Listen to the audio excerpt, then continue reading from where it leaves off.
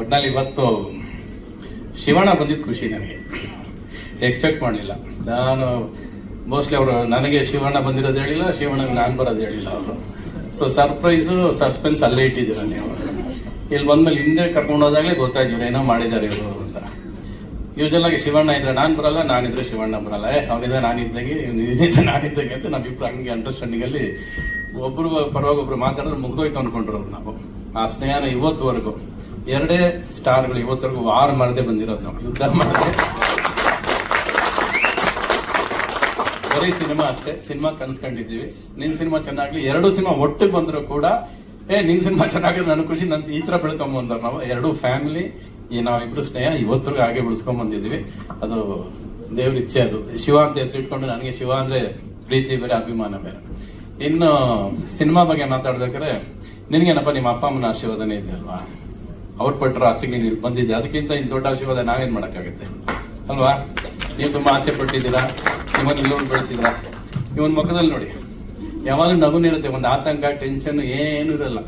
ಯಾವಾಗಲೂ ಹಿಂಗೆ ಅದನ್ನ 5 ವರ್ಷದಿಂದ ಇವನು ನೋಡ್ತೇನೆ.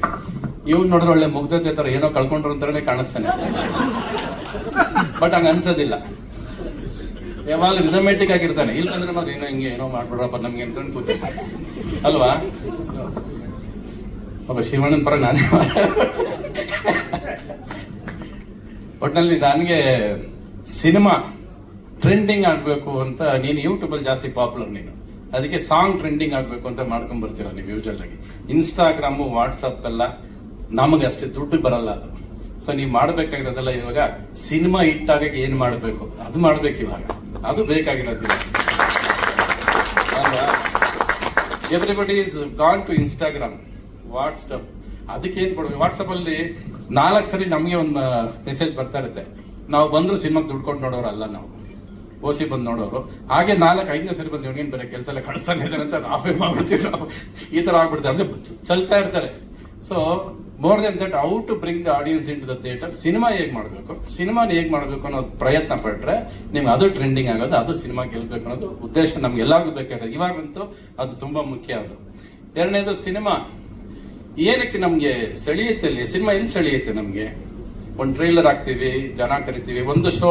ಈ ಸಿನಿಮಾ ಬಂದ ತಕ್ಷಣ ಒಬ್ಬ ಬರೀ ನಮ್ಮನ್ನು ಕರೆಸಿ ಮಾತಾಡ್ಸ್ಬಿಟ್ಟು ಹೋಗೋದಲ್ಲದೆ, ಅದ್ರ ಸ್ಟೇಜ್ ಮೇಲೆ ಇರೋ ಅಷ್ಟು ಒಂದು ಚಿಕ್ಕ ಸ್ಟೇಜ್ ಆದ್ರೂ ಕೂಡ 2 ಡ್ಯಾನ್ಸ್ ಅರೇಂಜ್ ಮಾಡಿ ಅದಕ್ಕೊಂದು ಮಾಡಿ ಒಬ್ಬ ಪ್ರೊಡ್ಯೂಸರ್ ಇಂಟ್ರೆಸ್ಟ್ ತೋರಿಸೋದು. ನನ್ನ ಸಿನಿಮಾ ನಾನು ಹೆಂಗ್ ಮಾಡಿದೀನಿ ಅದಕ್ಕೊಂದು ಕುತೂಹಲ, ಒಂದು ಇಂಟ್ರೆಸ್ಟ್ ಕ್ರಿಯೇಟ್ ಮಾಡೋದು ಇದೆಲ್ಲ ಅದು ತುಂಬಾ ಮುಖ್ಯ. ಅದು ಟ್ರೈಲರ್ ನೋಡಿದ ತಕ್ಷಣ ಅನ್ಸುತ್ತೆ ಏನೋ ಇದೆ ಅಂತ, ಏನು ಅನ್ನೋದು ಗೊತ್ತಿಲ್ಲ ಅದು. ಬಟ್ ಒಂದಂತೂ ನೀವೆಲ್ಲ ಟ್ರೈಲರ್ ರಿಲೀಸ್ ಹೇಳ್ಬಿಟ್ಟಿದ್ದೀರಾ ನೀವು ಅನ್ಸುತ್ತೆ, ಅವ್ರವರೇ ಸಾಯ್ತಾರೆ ಅಂತ.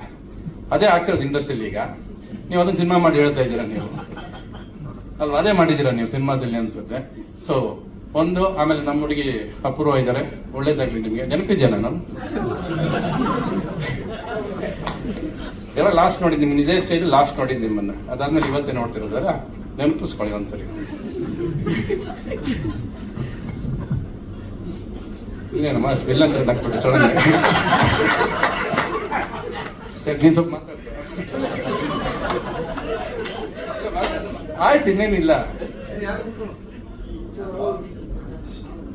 ನಾನಿ ನೀವೇನ್ ಕುಡಿಯೋದೇ ಬೇಕಾಗಿಲ್ವಲ್ರಿ ಅಲ್ವಾ, ನೀವು ಕುಡಿಯೋದೇ ಬೇಕಲ್ಲ, ಹಂಗೆ ನಟನೆ ಮಾಡ್ತಿರಲ್ಲ ನೀವು. ಎಷ್ಟು ವರ್ಷ ಆಯ್ತು ನಮ್ಮ ಮನೆಗೆ ಬಂದು ನೀವು ಕುಡ್ಕೊಂಡ್ ಬಂದಿದ್ರಿ ಯಾವಾಗ್ಲೂ ಅಲ್ಲ ರೀ, ನೀವು ಕುಡಿತೋರು ಕುಡ್ಕೊಂಡ್ ಬಂದಂಗೆ ಇರುತ್ತಲ್ಲ, ಅದಕ್ಕೆ ಹೇಳಿದ್ ನಾನು. ನೀವು ಗುರುಪ್ರಸಾದ್ ಬಂದಿದ್ದಲ್ವಾ ನಮ್ಮ ಮನೆಗೆ, ಒಂದು 6 hours ಇದ್ರಿ ಜೊತೆಲಿ ಅನ್ಸುತ್ತೆ ಅವತ್ತು. ಹೌದು, ಆ ಪಿಕ್ಚರ್ ಯಾವ್ದು ಎದ್ದೇಳು ಮಂಜುನಾಥ್ ಆದ್ಮೇಲೆ ಬಂದಿದ್ ನೀವು. ಸೊ ಇವಾಗ ಒಂದು ವಾತಾವರಣ, ನಗ್ನಗ್ತಾ ಇರೋ ವಾತಾವರಣ ಬೇಕು, ನಗ್ನಗ್ತಾ ಸಿನಿಮಾಗಳು ಬರಬೇಕು. ಸಿನಿಮಾಗೆ ಜನಕ್ಕೆ ನೀವು ಬನ್ನಿ ಬನ್ನಿ ಅಂತ ಕರೆಯೋದಲ್ಲ, ಸಿನಿಮಾನೇ ಕರಿಬೇಕು ನಮ್ಮನ್ನ ಒಳಗೆ. ನಾವ್ ಹೇಳೋದ್ರಿಂದ ಸಿನಿಮಾಗೆ ಬರ್ತಾರೆ, ನಾನು ಶಿವಣ್ಣ ಬಂದ ತಕ್ಷಣ ಜನ ಬಂದ್ಬಿಡ್ತಾರೆ ಅನ್ನೋದೆಲ್ಲ ಸುಳ್ಳು. ನಾವು ಬರೋದು ಪ್ರತಿ ಸಾರಿ ಯಾರು ಕರೆದ್ರು ಈ ಸಿನಿಮಾಗೆ ಹೆಂಗಾರ ಒಳ್ಳೇದಾಗ್ಲಪ್ಪ, ಗೆಲ್ಲಿ ಅವ್ರು ಸಾಕು, ಗೆದ್ರೆ ನಮ್ಗೆ ಖುಷಿ. ಪ್ರತಿ ಒಂದು ಸಿನಿಮಾನು ಇಂಡಸ್ಟ್ರಿಯಲ್ಲಿ ಗೆಲ್ಲಿ, ಬಟ್ ಸಿನಿಮಾಗೆ ಏನ್ ಬೇಕು ಅದಕ್ಕೆ ಸ್ವಲ್ಪ ಪ್ರಯತ್ನ ಪಡ್ಬೇಕು. ಪ್ರತಿಯೊಬ್ಬರು ಸಿನಿಮಾಗೆ ಮಾಡ್ಬೇಕಾಗಿರೋದು ಏನೊಂದು ಪಿಕ್ಚರ್ ರೆಡಿ ಆದ್ಮೇಲೆ ಪ್ರೋಮೋಸ್ಗೆ ಇದಕ್ಕೆಲ್ಲ ಇಷ್ಟೊಂದು ಟೈಮ್ ತಗೋತಿರೋ ಅದನ್ನ ಸ್ಕ್ರಿಪ್ಟ್ ಮಾಡ್ಬೇಕಾದ್ರೆ ಸಮಯ ಕಳೀರಿ. ಪೇಪರ್ ಮೇಲೆ ಬರೀರಿ ಕಥೆನ, ಎಷ್ಟು ಸರಿ ಬರೀತೀರಿ 100 ಸರಿ ಬರೀರಿ. ಅಲ್ಲಿ ಎಷ್ಟು ಪೇಪರ್ ಬೇಕಾದ್ರೆ ಅರ್ಧ ಬಿಸಾಕ್ರಿ, ನಿಮ್ಗೆ ಖರ್ಚಾಗೋದಿಲ್ಲ. ಅಲ್ಲಿ ನೀವು ಕಾನ್ಫಿಡೆನ್ಸ್ ತುಂಬಿಕೊಂಡು ಒಂದು ಸ್ಕ್ರಿಪ್ಟ್ ತಗೊಂಡು ಮುಂದಕ್ಕೆ ಹೊರಟ್ರೆ ಆ ಸಿನಿಮಾ ಗೆದ್ದೇ ಗೆಲ್ಲುತ್ತೆ. ಅಲ್ಲಿ ಜಾಸ್ತಿ ಕೆಲಸ ಮಾಡ್ರಿ, ಇಲ್ಲಲ್ಲ ಜಾಸ್ತಿ ಕೆಲಸ ಮಾಡ್ಬೇಕಾಗಿರೋದು. ನಾವೆಲ್ಲ ಒಂದು ಕಾಲದಲ್ಲಿ ಸಿನಿಮಾ ಮಾಡ್ಬೇಕಾದ್ರೆ ನಾವೆಲ್ಲೂ ಸಿನಿಮಾ ಬಗ್ಗೆ ಮಾತಾಡಿಲ್ಲ ನಾವು. ಸಿನಿಮಾ ಮಾಡ್ತಿದ್ವಿ, ರಿಲೀಸ್ ಮಾಡ್ತಿದ್ವಿ. ಅದು ಜನ ಬರೋರು ಅವ್ರು ನೋಡಿ ಅವ್ರು ಇಷ್ಟಪಟ್ಟು ಅದನ್ನ ಒತ್ಕೊಂಡು ಹೋಗೋರು. ಸೊ ಸಿನಿಮಾನ ಜನ ಒತ್ಕೊಂಡು ಹೋಗ್ಬೇಕು, ನಾವು ಕಷ್ಟಪಟ್ಟು ಪ್ರೀತಿಯಿಂದ ಮಾಡ್ಕೊಂಡು ತರಬೇಕು. ಚಂದನ್ ಶೆಟ್ಟಿ ಫಸ್ಟ್ ಸಿನಿಮಾ ಮಾಡಿದ್ರೆ ಅನ್ನೋದು ಗೊತ್ತೇ ಇರಲಿಲ್ಲ ನನಗೆ. ಟ್ರೈಲರ್ ನೋಡಿ ಆಮೇಲೆ ಇವ್ರು ಹೇಳೋದು, ಇಲ್ಲ sir first full flesh hero ಮಾಡಿರೋದು ಇದೇ ಫಸ್ಟ್ ಸಿನಿಮಾ, ಬೇರೆ ಸಿನಿಮಾ ಎಲ್ಲ ಪಾತ್ರ ಮಾಡಿದ್ದೀನಿ ಅಂತ ಅಲ್ವ ಹೇಳಿದ್ದೆವು. ಓಕೆ, ನೀವು ಆಲ್ ದ ಬೆಸ್ಟ್, ನಿಮಗೆ ಒಳ್ಳೇದಾಗಲಿ.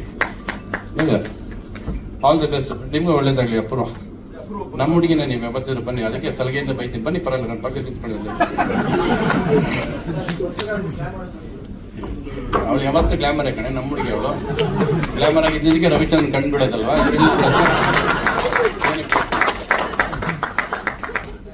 ಆಯ್ತು, thank you so much Ravi sir.